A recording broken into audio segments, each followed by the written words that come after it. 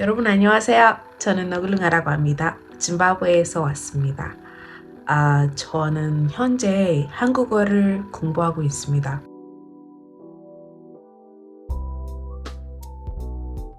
저는 10년 동안 한국어를 공부해 왔고요. 그리고 작년에 제가 토픽 3급을 땄어요. 한국에 가본 적 없지만 여기서 혼자서 통학했어요. 그러니까 이 동영상에서 제가 어떻게 한국에 가보지도 않고 한국어 배울 수 있는지 그 방법을 알려드릴게요. 10년 동안 제가 엄청 많은 한국 드라마를 봤어요. 그래서 제 발음이 조금 자연스러운 것 같아요. 네. 근데 그 한국 드라마 보면서 공부도 했어요. 일단 한글 배웠어요. 한글 배웠고 한글 배우다 보면서 한국 드라마 보면서 저도 자연스럽게 뭐가 뭔지 알게 됐어요. 제가 드라마 보면서 연습을 많이 했어요. 그러니까 그 단어들 많이 나오잖아.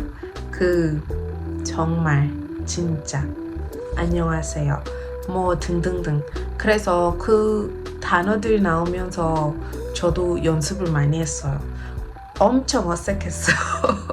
엄청 어색했어요. 왜냐하면 제가 일단 연습할 사람 없었어요. 네.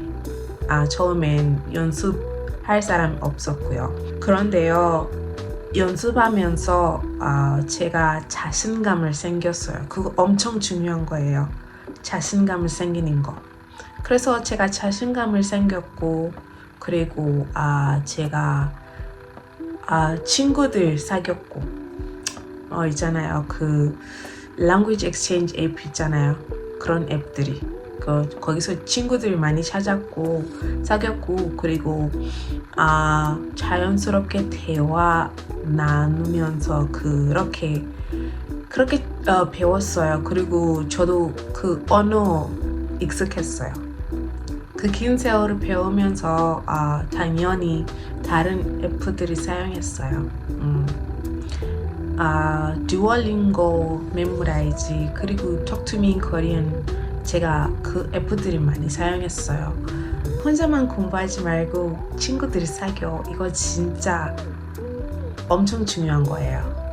저는 친구들 사귀었고 같이 공부하는 친구들, 그거 저한테 엄청 힘이 되었어요. 지금까지 제가 한국어 말하고 싶을 땐 그냥 전화를 걸어. 언니 안녕하세요, 잘 지내? 오빠 괜찮아? 그냥 그렇게 배우고 있어요. 혼자 공부하고 있으면 엄청 외로워요. 엄청 외로워요. 그러니까 그러지 말아요. 친구들 사겨.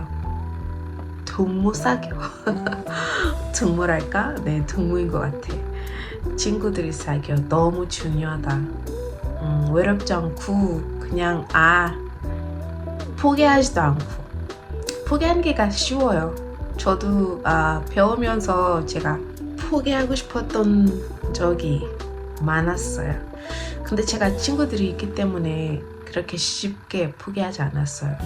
그러니까 혼자 하지 말고, 제가 포기했었더라면 여기까지 오지 않았을 거예요.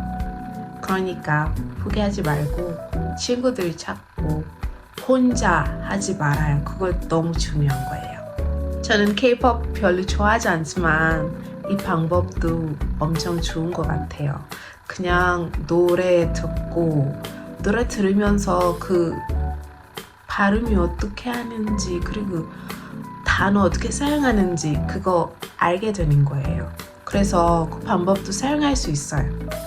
물론 혼자 공부하면서 어려움도 많았어요. 엄청.